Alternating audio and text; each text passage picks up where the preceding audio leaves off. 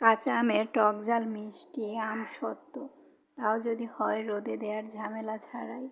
আসসালামু আলাইকুম, কেমন আছেন সবাই? আশা করি আল্লাহর রহমতে সকলে ভালো আছেন। আমরাও আলহামদুলিল্লাহ ভালো আছি। তো আজকে আমি নিয়ে আসলাম খুব মজার একটা কাঁচা আমের আম সত্ত্ব রেসিপি নিয়ে। আম সত্ত্ব কিন্তু বাচ্চারা ভীষণ পছন্দ করে, আর সেটা যদি হয় এভাবে বাড়িতেই তৈরি করা, তাহলে তো আর কোনো কথাই নেই। তো চলুন, প্রথমে আমি আমসত্ত্ব তৈরি করার জন্য আমার যেটা প্রয়োজন আম। তো এই তো আমি চলে আসছি গাছ থেকে আম পাড়ার জন্য। রাজশাহীতে আম কাঁঠালের সেরা, কিন্তু এবছর রাজশাহীতে অনেক কম পরিমাণে আম হয়েছে, আবার বলতে গেলে যেখানে হয়েছে সেখানে প্রচুর ধরেছে। তো এই তো দেখুন, আমি এখানে গাছ থেকে আম পেড়ে নিয়েছি। তো আমি এখানে অল্প পরিমাণে বানিয়ে দেখাবো, তো এই জন্য আমি এখানে 6টা আম পেড়ে নিয়েছি। তো আমগুলো যেহেতু কষ আছে, তো এই জন্য আমি এগুলোকে একটু ভালো করে প্রথমে ধুয়ে নিব। এই যে ধুয়ে তারপরে আমি ছোট ছোট টুকরো করে কেটে নিব। আর আমগুলো চেষ্টা করবেন কেটে সঙ্গে সঙ্গে পানির ভিতরে রেখে দেওয়ার জন্য, তাহলে আমগুলো কালো হয়ে যাবে না। তো এই তো আমি খুব ভালো করে উপরের কষটা ধুয়ে ছিলে নিয়ে তারপরে ছোট ছোট টুকরো করে কেটে নিব। তো এই তো আমগুলো কিন্তু আমি ছোট ছোট টুকরো করে কেটে নিয়েছি। এবার দেখুন, এগুলোকে আমি সিদ্ধ করে নিব। তো সিদ্ধ করার জন্য আমি একটা পাত্রের ভিতরে দিয়ে দিচ্ছি, দিয়ে এখানে আমি আগে কিছুটা পানি দিয়েছি। তো আমি পরিমাণ অনুযায়ী এখানে পানি দিয়ে দেব, কারণ এখানে আমি আম এবং আমের পানি দুটোই ব্যবহার করব। দুটো থেকে আমি 2টা রেসিপি তৈরি করব, তো সেটাও আপনারা দেখতে পাবেন। তো আমগুলো কিন্তু আমার সিদ্ধ হয়ে গেছে। 5 থেকে 7 মিনিটের মতো সিদ্ধ করে নিলেই আমগুলো খুব ভালোভাবে সিদ্ধ হয়, যেহেতু নরম, এখনও আটি দাঁড় হয়নি। তো এই দেখুন, আমগুলো কিন্তু আমার খুব ভালোভাবে সিদ্ধ হয়ে গেছে। আমটা আমি ভালো করেই সিদ্ধ করে নিয়েছি। তো এই তো দেখুন, এবার আমি একটা সরাসরি স্ট্যান্ডের উপরে রেখে পানিটা ছেঁকে নিচ্ছি। এভাবে করে নিলে আমের এক্সট্রা পানিটা ঝরে যাবে, তাহলে আমটা কিন্তু আর অনেকটা শুকনো হবে। আমি যতটা পরিমাণে পানি কম থাকবে ততটাই কিন্তু ভালো হবে। তো এই তো দেখুন, আমি কিন্তু পানি বের করে নিয়েছি, আর এই পানিটা কিন্তু আমি ফেলে দেব না। এই পানিটা দিয়ে আমি পরবর্তী রেসিপি তৈরি করব, তো সেই রেসিপিও আপনারা দেখতে পাবেন। তো সেই রেসিপিটি দেখার জন্য আপনারা অবশ্যই, যদি আজকে আমার চ্যানেলে নতুন হয়ে থাকেন, তাহলে আমার চ্যানেলটা সাবস্ক্রাইব করে পাশে থাকা অল বাটন ক্লিক করে দিবেন। তো এই তো দেখুন, আমগুলো যেহেতু খুব ভালো করে সিদ্ধ করা, তো তাই আমি এভাবে করে স্ট্যান্ডের উপরে একটা কাঁটা চামচ দিয়ে করে এর পিউরিটা বের করে নিচ্ছি। এভাবে যদি করে নেওয়া যায়, তাহলে কিন্তু আমের ভিতরে কোনো রকমের দানা দানা ভাব কিছুই থাকবে না, পিউরিটা একেবারে স্মুথ হবে। তো এই তো দেখুন, আমি এভাবে করে কাঁটা চামচ দিয়ে করে এই যে ডলে ডলে এভাবে দেয়া, যদি আপনাদের কাছে স্ট্যান্ডার না থাকে সেক্ষেত্রে কিন্তু এভাবে করেও এই যে আলু মেশার দিয়েও কিন্তু এটা বের করে নিতে পারেন। তবে ছেঁকে নিলে কিন্তু এটা খুবই ভালো হবে, ছেঁকে নিতে হবে, তাহলে এই যে দেখুন, আটির যে একটু অংশ ছিল ওটুকু বেঁচে গেল, ওটুকু আমি ফেলে দিচ্ছি। আর দেখুন পিউরিটা কত সুন্দর, একেবারে ঘনত্বটা খুব আঠালো আঠালো। এবার কিন্তু আমি এটাকে সরাসরি চুলায় বসিয়ে দিয়েছি, বসিয়ে দিয়ে আমি অনবরত নেড়ে চেড়ে নেব। এরকম করে 5 মিনিটের মতো আমি নাড়তে থাকবো চুলায়। এটা কিন্তু অনবরত নাড়তে হবে, নাহলে কিন্তু নিচে লেগে যেতে পারে, আর এটা পুড়ে গেলে কিন্তু তিতো লাগবে, খেতে কিন্তু ভালো হবে না।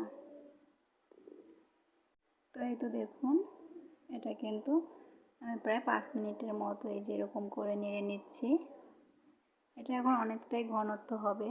পরবর্তীতে কিন্তু আবার যখন এটা চিনি দেওয়া হবে, আবারও কিন্তু একটা পানি পানি ভাব হয়ে যাবে, নরম হয়ে আসবে।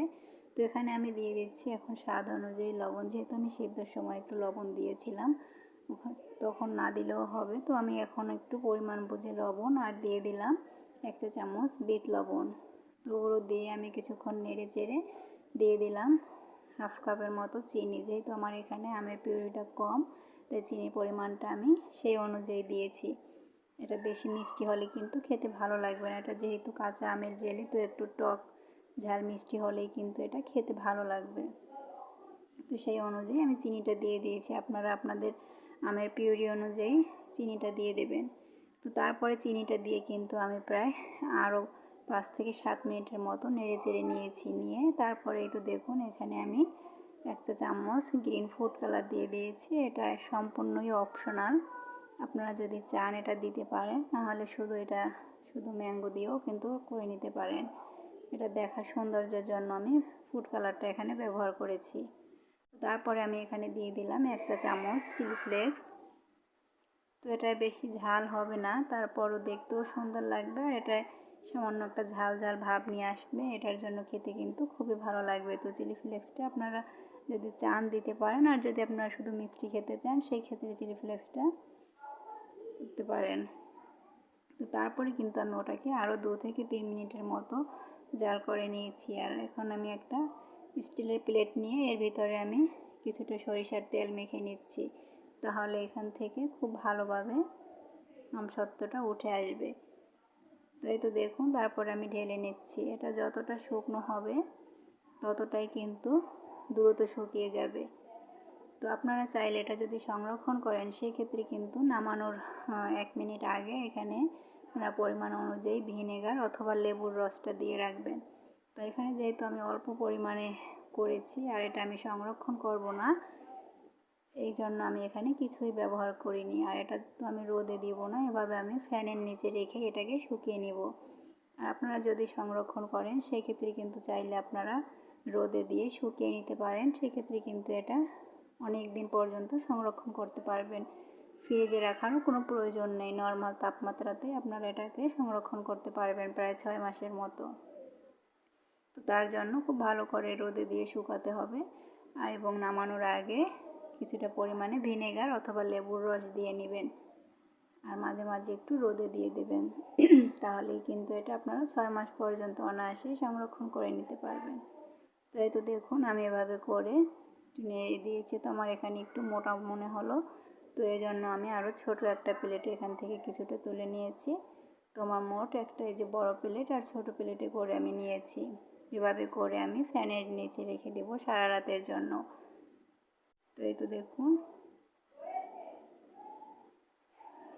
তো দেখুন, আমি রেখে দিয়েছিলাম। আর দেখুন আমার মেয়ে কি করেছে, ওর আমসত্ত্ব খুবই পছন্দ। তো এই তো দেখুন, এখান থেকে খুঁটে খুঁটে খেয়ে নিয়েছে, দেখতেই পাচ্ছেন।